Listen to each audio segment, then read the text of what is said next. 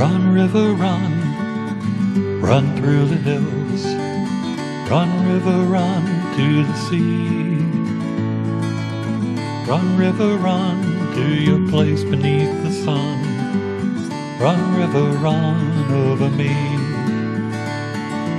Run. Hi, this is Jan Lewis. Welcome to be my guest today. We have Alfred Consigli with us, and Alfred is an Upton resident who is a veteran of World War II. Welcome, Alfred. You want me to call you Al during the show or Alfred? Alfred. Alfred during the show. Okay. Alfred was a tank gunner, World War II veteran, and it was the 774th Black Cat Tank Battalion for General Patton's Army. Hey. So, 1944 to 1945, and they drafted you. Tell us what happened. What's that? They drafted you. Tell you. Yes. When I was 17, I got a letter in the mail. The first letter I ever got in my life. I had to go to Boston, and I was never in the city in my life, and I rode on a train, and I almost got dizzy. And then I was so nervous, they rejected me. Yeah, I was nervous. I never dressed in front of anybody. Oh, okay. I come running home. Okay, yeah. And I says, Mom, they don't want me. They don't want me. You know? So then after a few weeks, then they called me again. And then I passed. How can that happen? Well, I was a little calmer. You had to go. Where were you? Where was home then? Where did you go to Boston from? Where did Milford.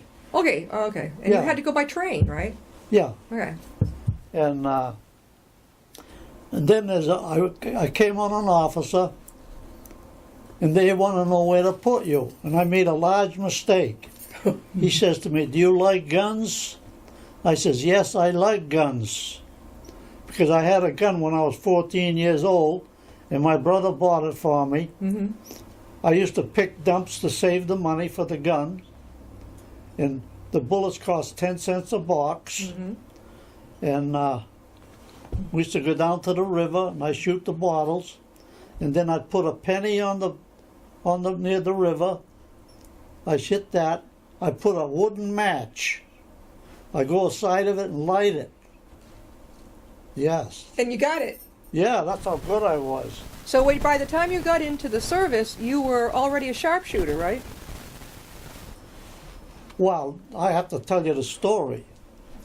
Then my neighbor used to feed the asparagus, and I'm looking out the second story window, and she'd get a ladle, and she'd put it on the barn door.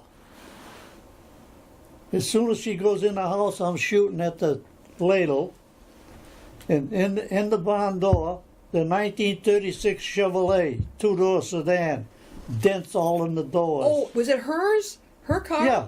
Oh. He didn't say nothing, though, you know. Oh, really? So, and then we used to keep all the guns in a kit. We'll call it a kit. Yeah. The two of my, you could walk around with a 22 then. Yeah. And then we go down to the river again. And one day I couldn't hit anything.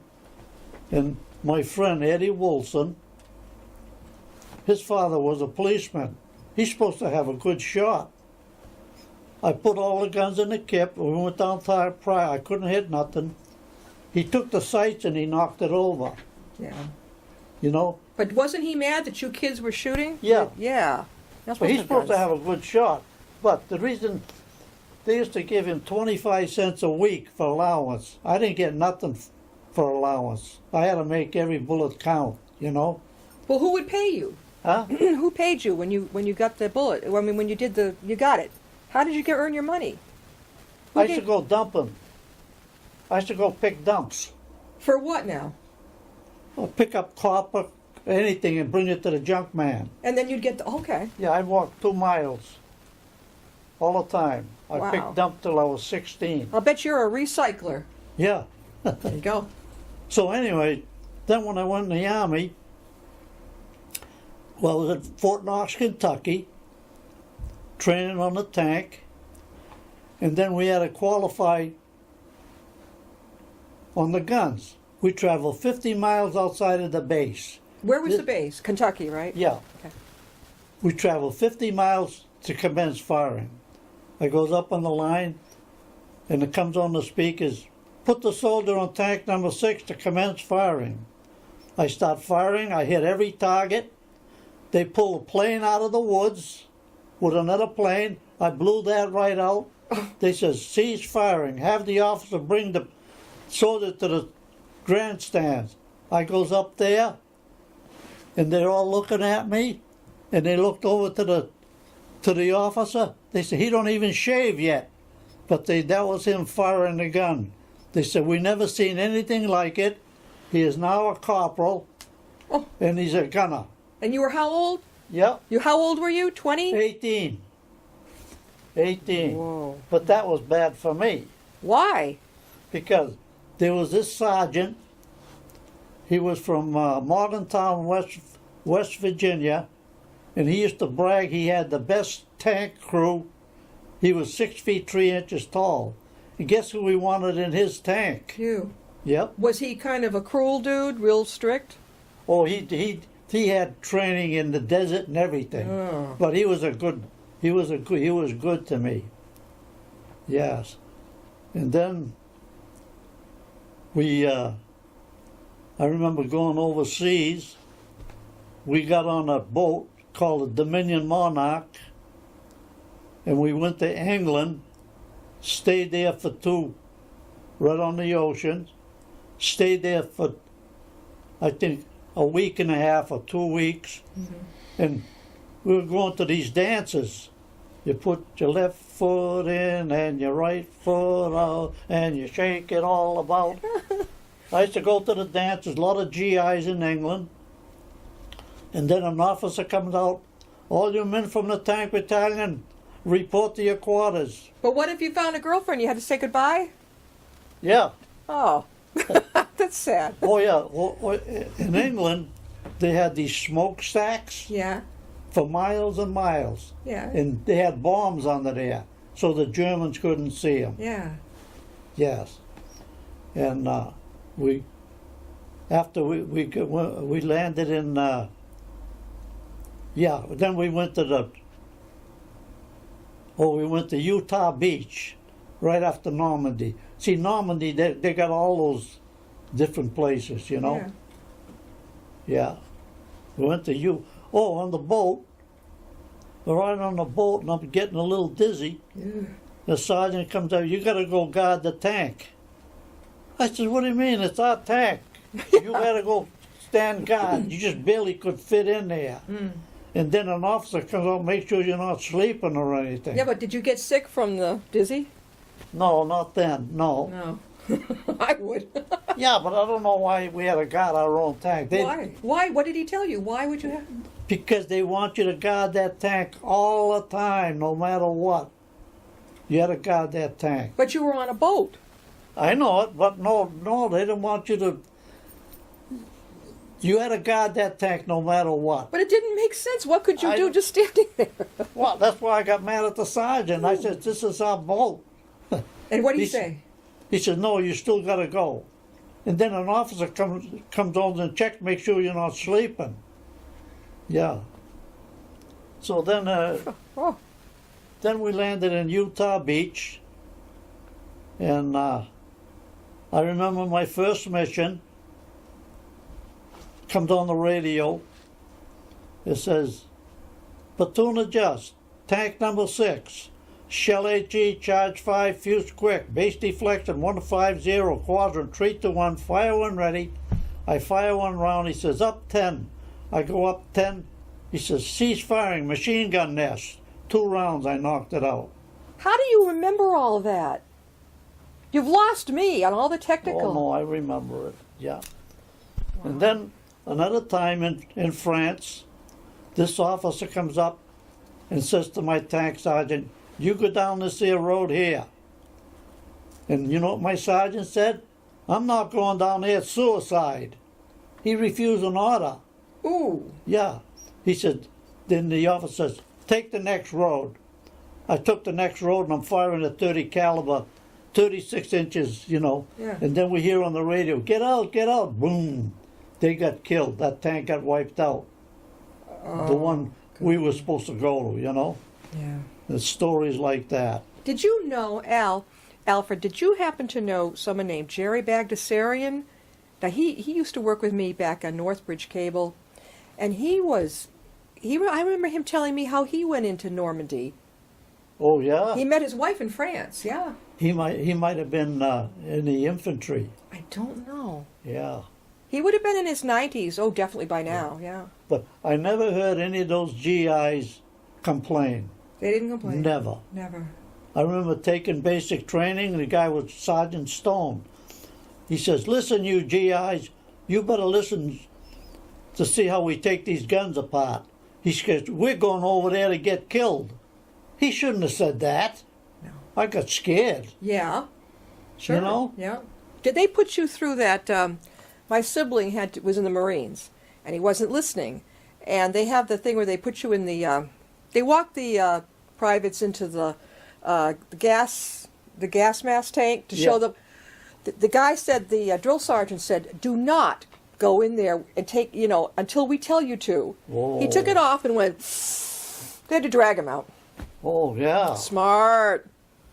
I know when we had training, we had to go in we had to carry a thing there for the gas mask. Yeah. And you had to go in this there little hut, and you had to smell it. I made her believe I wouldn't want to smell it. I was afraid. What was it like? You didn't... It's gas. It's poison gas. We've got to show he brought us quite a few pictures. First of all, I want to show you, Paul, if you can zero in on this. This is when you first enlisted. You said you were how old there? 20-ish? 20 and a half. This is Alfred when he was about 20 and a half years old. And you had just enlisted? Huh? You had just enlisted in the Army? You just gone in? Yeah. Oh, no, that was like after. And so that was taken in Salzburg, Austria. This was in Austria, Yeah. yeah. All right, you got that one. Now, let's see, where are we going here? All right. First of all, Paul, can you zero in on that, right? Tell us about those pictures, Alfred. We'll try to get in as many as we can. All right, go for it. These pictures I took with my camera, these are the Germans. They're not happy. They're probably SS. There's one guard there. How did you get so close to the Germans with a camera? Well, he's driving the tank right by it. They're your enemy, though, right? Yeah. But this is taken, in Austria. That was you in Yeah. Austria.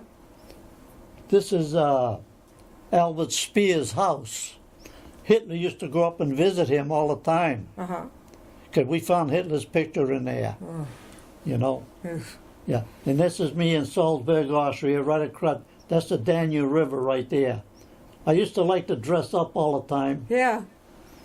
I got a question for you, though, Alfred. Why, even being in a tank, going right by the enemy, how come you just didn't mow them down? No, we don't shoot them. That was the Hitler's army, wasn't it? No, yes. Well, No, we didn't do like that. I remember one time it was a little snowing, and we were in Germany, and I was putting these cleats on the tracks, yeah, both, for the snow. yeah. Then I says to the officer, why don't we go in the house and sleep? He says, no, we have to set an example. For who? For the other troops? Yeah. Yeah. No, for the other civilians. They were in the house. Okay. After I got done in the morning, the German lady bought me a bowl of soup. Felt sorry for me, because I still had curly hair and blue eyes. Oh. She felt sorry for me and gave me a bowl of soup. Was it good? Yeah. What about the other guys? Did they get some soup? No, just Why? me. I don't know. I was right aside of a house like that, Oh. Yeah. Well, let's take a look at this one. Could you, I don't know, wait can a you minute. see, what? I want to tell you another story. All right, here we go. Another story. We're always first. And I was the gunner in the tank. I made a big mistake when I says I like guns. Yeah. Yeah, we pulled in this here town too fast, and I didn't want to sleep in the tank. I went in the cow barn to sleep. We don't want to sleep in the tank. There's no heat, nothing. Were there cows actually in there with you? Oh yeah, they didn't bother you. I'm sleeping over there. I was very tired, Yeah. and the other guys are guarding the tank. All of a sudden, I hear some noise on the loft. This is no lie. in comes a American infantry with 2 Germans in front of him, and he looked down and he says, "Hey, you tankers, look what we found upstairs sleeping with you." He says they had burp guns too. That means they had machine guns. They were in the loft. Oh, they were hiding up there Yeah. while you guys were hiding down there? Yeah. This is almost like a movie. No, but see, those were the good Germans. Yeah. Oh, You see, there's 2 types. You know what I mean? If they probably was the SS, they probably would have just shot us. yeah. Because that's where I was lucky, you know. So what did they do with these good people? Oh, they keep them prisoners. We keep them prisoners. Why? If they were good. We all capture all of those prisoners. We keep them, Okay. you know. But they weren't the enemy ones. Yeah. Right. Yeah. Okay. All right, you want to show us next to you? All right. Oh, no, I'm sorry. Over No, here. that's Now, yeah. Alfred. Okay, right over here. Now, if you can see, tell us about some of the pictures, and Paul will try to zero in on it. Well, let's see that. There's Hitler's home there. That's in Where? On the bottom? yeah. On the bottom. That's one of them. Yeah. And What were there, you, wow, what were you doing over there?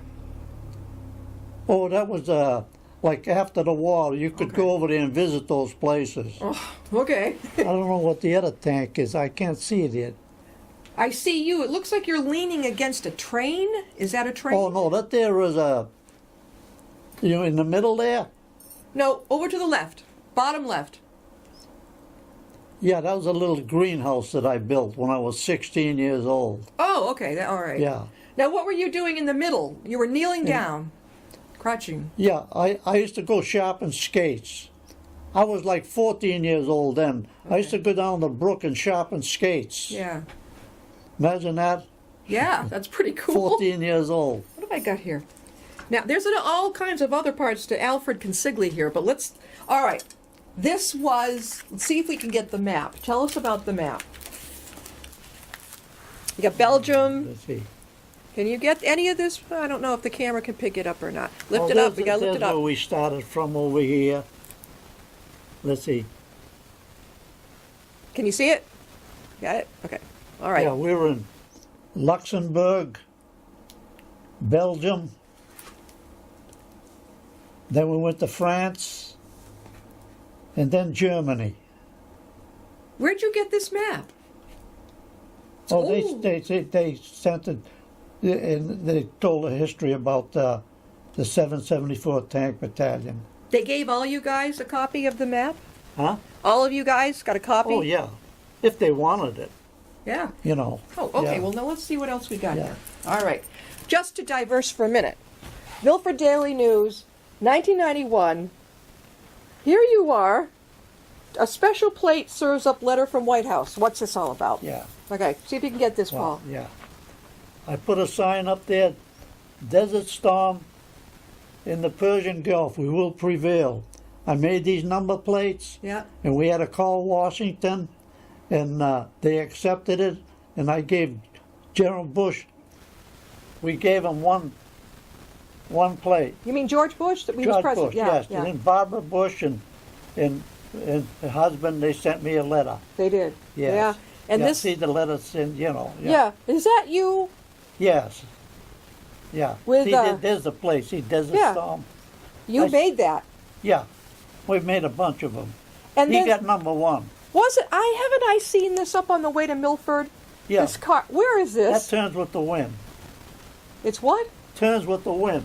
Yeah, I know it, It's a but weather vane. where is? I've seen it for after years. Is it still there off Yeah. 140? Yeah. It's still there. I give you people watching. If you're out of the country, you're not going to know. But anyway, it's around here. It's this wild car. Where did you get that?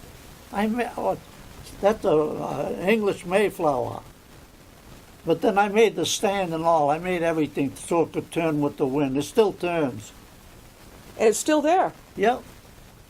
Did Yeah. you own the land, or they just said sure? No, no. I own the land. You owned it, yeah. Yeah. All right. Let's see what else we have here. All right. This. Oh whiz. boy, these are fragile. This already, Paul. This already smashed. So I don't know if you'll get it. What is this? This is on the front lines, and they're giving a GI a haircut. Where do you want me? Over this way, Paul? There's a 50 caliber up here, all the ammunition here, But they're giving him a haircut, so I took his picture.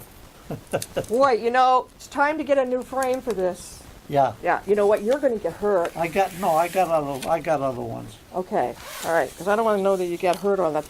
That's a lot of junk. Okay, now. Oh, that's me. Okay, here's another one that needs a new frame. Oh man, if these glass shards come out, you're going to get hurt. Now, what is this one? That's taken in Germany someplace. Yeah. There's a 105 up there ready for a thing. There's a 50 caliber here. Yeah. Yeah, and that's me right there with the goggles on and all. Have you still got those goggles? No. No. Yeah, that's a 105. Uh-huh. Do you remember the names of all the guys in your battalion? Some of them. No, not just in our company. Not just in your company. Now, you have some pictures right down here. What have you got there? We are talking with Alfred Consigli. He's an Upton person here, and he was in World War II. And the technical part, being a girl, I wasn't too up on this, but he was a tank gunner, World War II veteran. He was in the 774th Black Cat Tank Battalion for General Patton's Army, right? Yes. Yeah. All We right. fought with every army on the Western Front. Every single one. Yeah. Were the Marines were everybody else involved, or was it just the Army that went over there? Or were there the other... Oh, no, there's other... Okay, yeah. all right. Oh, yeah. All right, what you got? Then when the war ended, Yeah? we brought our tanks to Salzburg, Austria. So I got a sad look, and we left them right there. I don't know what they did with them. This way?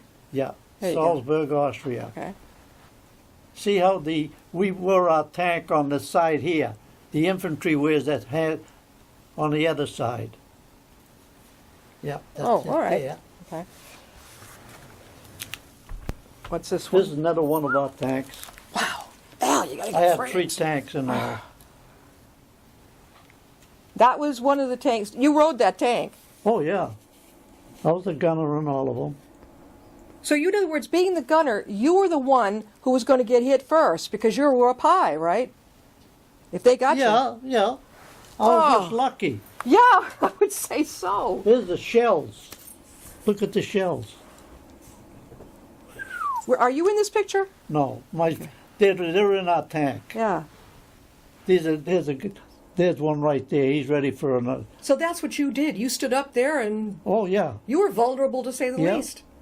But those are the size of the, that's why I can't hear today. Those are the size of the shells. They didn't give you guys something to protect your hearing. This guy is something. Oh, yeah, this one here, he was a sergeant. Yeah. He cut a German's finger off to get the ring. They were bad. Ooh, what, did you say something to him like, you're crazy? Oh, no. No? No. He was ahead of you, right? Okay. He was a sergeant? Yeah. Wow. What, yeah, but was the German soldier dead? I hope when he did that. Oh, yeah. Oh, gee, okay. Oh, that would be called torture. Okay. Oh, yeah. Now, All right. What's this one? This is you with There's a friend. me. Yep. He's from Alaska. See how mean he looks? Yeah. This is something wrong with him. He was up in Alaska too long, but he was assigned to our tank. Was he a good guy? Yeah. And one day, he put a German boot for a souvenir in the tank. Yeah. There were a lot of German boots around. He got mad. He pulled a 45 on me. Why?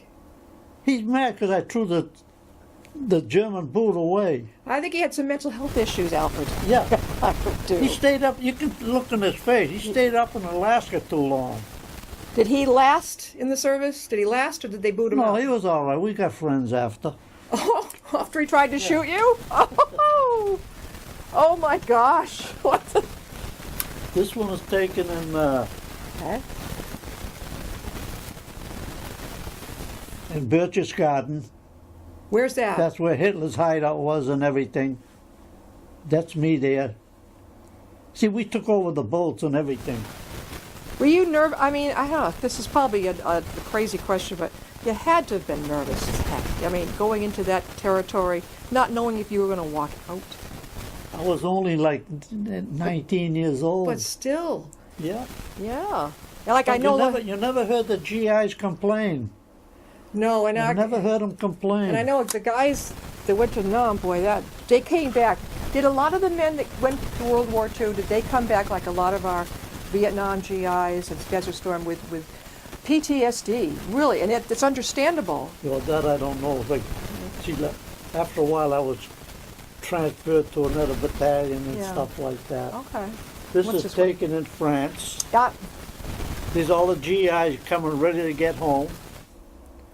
It took 1 year to send all the GIs home from Europe.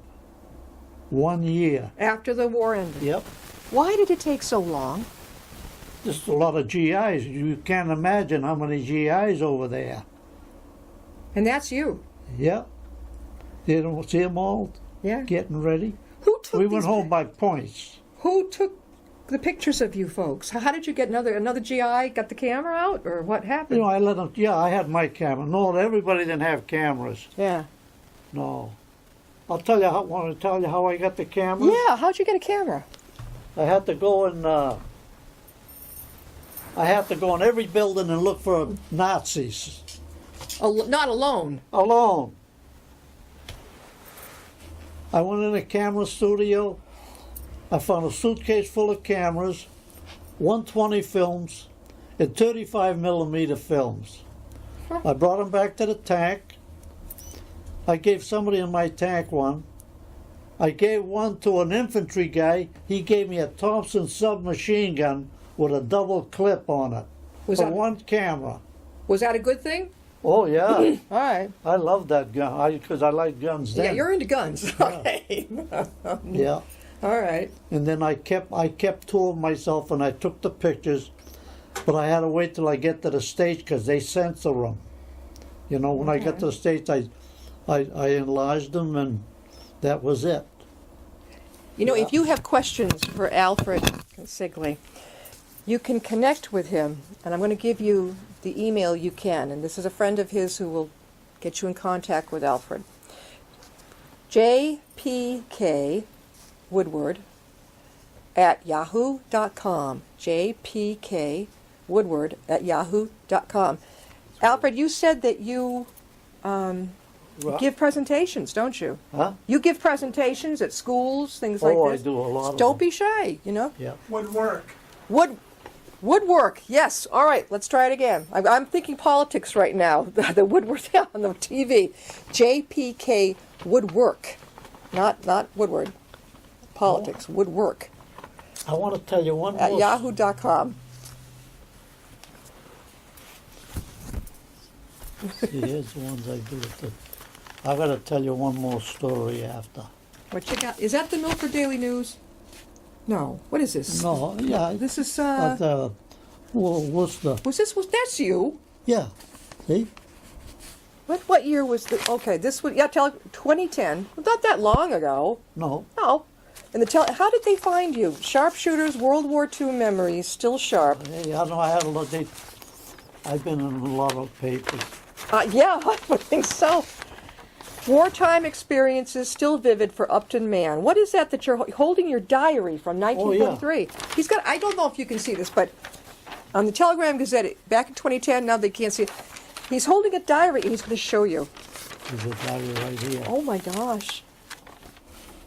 Yeah, you could put that on there. Oh. Well, I want to tell you one more story that really still bothers me right today. The Battle of the Bulge. I remember, because we're always firing. We're firing over. Then after a while, we travel, an officer comes, we travel 50 miles outside of Belgium. That's all walking or no, taking the tank, right? Yeah. Yeah. Okay. We travel 50 miles, and then we come to this here town, and there's a GI, an infantry guy. Come on, go up this hill, go up this hill. We start going up the hill. Dead Germans and Americans all over the road, and we had to run over the American legs with the tank. Why? Well, we had to keep going. Couldn't you just tell them move? No. Why? The officer go, go, go. So these people were injured on the way? No, they were dead. All dead officers. They were all dead. All dead. The Germans had gotten these guys. Germans and Americans. I thought they were alive. Then we went on top of the hill. Yeah. There's Germans and Americans all over the place. And the part I couldn't understand, they had trenches there like in World War I. Deep trenches. And in those trenches, Americans and Germans in there, I can picture it right in front of me, all over those trenches. There's only 2 or 3 trenches in that little town. So they were actually thinking of burying the Americans with the Germans. Yeah, they were all dead. But I could see where you'd be angry that they were in the same grave. Yeah. That's not right. No. You know, you got 2 different teams here. Yeah. So I got out of the tank. We're still up on the hill. I looked in the trench. I sees a German P-38 there. We were always looking for souvenirs. You grabbed it, didn't you? I went in there, I grabbed it, and I put it in the tank, and then we were up on the hill, and then all of a sudden I sees a tracer coming across from Cologne. Now, what's a tracer? Huh? What's a tracer? A lot of people might not know what. Probably 88. Okay. All right. A tracer coming from Cologne. Cologne is not too far from where we were. Mm-hmm. It went right up overhead, and we sleep in the tanks. I kicked the driver. I said, back the tank up, back the tank up. He backed the tank up. The next round came, was 4 feet off the ground. They would have wiped it. That's why I should have got killed. Oh, my. Yeah. So then the sergeant had some 10-1 rations. We're going to have something to eat. Yeah. Dead Germans all over the place. I fished some of the pockets. And then he made me something to eat. And I had no place to put my mess kit. And there's a house with a sill there. I puts it on the sill. Underneath there was a dead body. I stood on his back. I started eating. I looked down. He had the holster for that gun. There's all blood on it and everything. And I fished his pocket, and he just got married. I kept the picture. The swords up there like that with swastikas and everything. But that was that officer's gun. And then I took the belt off, and I'm scraping the blood off of it. And my sergeant says, "What are you doing?" I said, "I'm cleaning this thing." He got mad, took the belt, and he threw it out. Why would he get mad? I'm always picking stuff up. He was on to you. Well, I used to pick dumps, you know. But then after a while, then I brought it back in the tank. I kept it. And then you was only allowed one weapon at a time to take home. And I took home that P-38. But officers could take anything they want home. And I took that home. So home for you now is Upton. Yeah. You've been in Upton how long, Alfred? Since 1960. 1960. A lot of us were babies, little kids when you But came still, in. nobody could tell me why they had those trenches there. Who dug them? I don't know. They were there. Dead Americans, and so I'm telling you, they were all over the field. That's I have odd. nightmares thinking about it all It's the time. odd when you think about it. Yeah. Who did that? Then I'm over there fishing in a lot of those German pockets. That's all I found in there was bread. I couldn't find nothing. But how about all the Americans? Did they ever? I don't know if they buried them or what they did. You know, it was Alfred, turn around before we close. Turn around. Show them the back of your jacket. This is his tank battalion, and you had it specially made for you. Huh? You had it specially made for you. Turn around. No, I bought the jacket and I had all the writing. Yeah, on that's it. what I Yeah. mean. Okay. All right. Can you read this? This is fantastic. Where did you get the jacket? At an auction. I go to auctions every Monday. Did you get this? That is amazing. All right.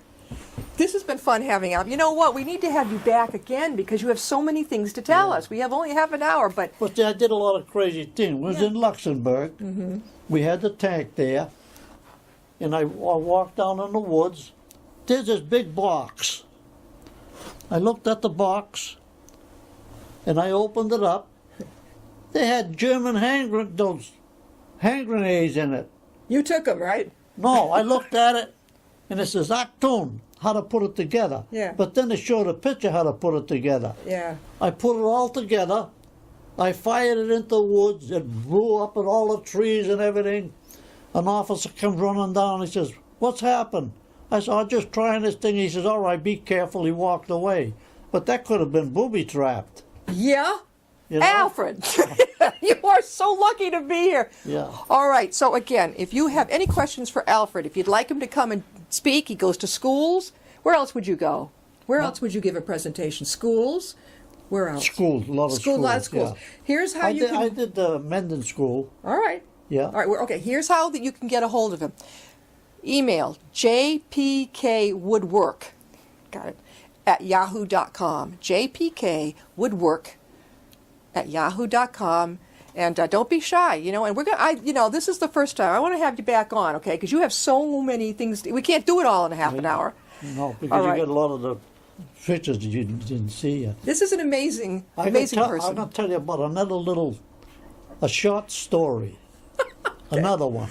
You got 2 seconds. Go for it. 2 seconds. But go ahead. Okay. We're firing in a tobacco field, right? Firing in a tobacco field. Yeah. An officer comes down. "Come on, we're moving out. We try to move out. The mud went right up over the tracks. We couldn't move. The officer says, "You and the sergeant stay here. We'll send up a tank retriever." But I was never happy because we're going up to the front all the time. I'm going to get it. Yeah. I was happy. Sure. After that, I went in the garage. The tobacco, like in Connecticut, those Yeah. tobacco barns? Yeah. 2 cars in there, 1 black sedan. That was booby-trapped. And there was a little red convertible. I started the convertible. It worked. Yep, I drove it around inside. I hit a post, and it was made out of plywood, but it had like suitcase stuff on it. Yep. Then I went outside, and I says to the sergeant, everything was nice and quiet. Once in a while, some shells would come over. I says, "Let's take a ride." But this is the bad part. He says, "Okay." I said, "Wait till I get dressed." See that uniform? Yeah. I never turned them in. My mother taught me good wool. I took it out of the barracks bag. I dressed up like that. Put that jacket on, all my jewelry. Yeah. A gun in my back pocket. A rifle here with hand grenades on it. I says, "Let's go." We start going. I come to a big archway. We went in the archway. Here's all these Germans and women all eating at these benches. Mm-hmm. I said to the sergeant, "There's some nice girls here. Let's grab one." I shouldn't tell the schools. I never tell the schools this. No. I went up to the girl. I says, "You, get in the car." This is no lie. She got in the car. Then the sergeant says, "I want one too." We went around. Says, "You, get in the car." She got in the car. We sped off. I went under a tree. It was in the summertime. I tried to embrace her. They were shivering. Well, yeah. They're And not I neat. said to the sergeant, I says, "Let's take these girls back. They're too afraid." Yeah. And he says, I said, "I don't know why they're so scared." He says, "You don't." He says, "You got a gun in your back pocket, hand Yeah. grenades hanging on the rifle." "All right, take them back." We start taking them back. All of a sudden, we sees a green infantry, the green flag infantrymen. Yeah. An officer come, "Pull over." We pulled over. "We're going with these women. We're going to bring them back." This is what got that officer mad. See, they want to be first all the time. Uh-huh. He says to me, "Where's your outfit?" Yeah. I says, "They left 2 days ago, sir."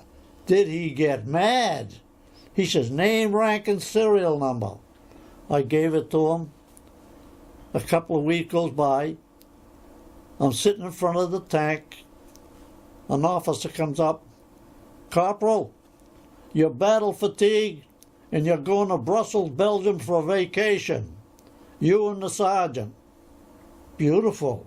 Why not? I went to Brussels, Belgium, got in a big hotel. I walked out of the hotel and I says to a GI, because they had GIs all over the place. Like I told you, you can't believe how many GIs. Okay. I says, where can we get a woman? He says, go upstairs up on the second floor. I said, how much they charge? He says, a pack of cigarettes, a pair of silk stockings, or $20. I didn't smoke, I saved cigarettes. I goes up there. Yeah. Okay, this is a family show. No, I didn't do nothing. All right. I goes up there, then I looks out the window. There's the MPs coming. They're going to raid the place. You can't do that in Belgium. In France, you can. Yeah, okay. So I opened the window. I stood out on the ledge. Yeah. And then the MP comes in. He looks around like that. He didn't see me, and he left.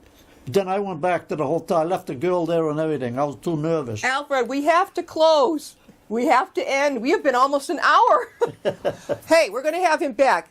And thanks for being on the show, all right? This has been fantastic. I've learned more in almost an hour than I ever did about World War II. So I know that there's more to come. Thank you very much for being with us. We'll see you next time and be my guest.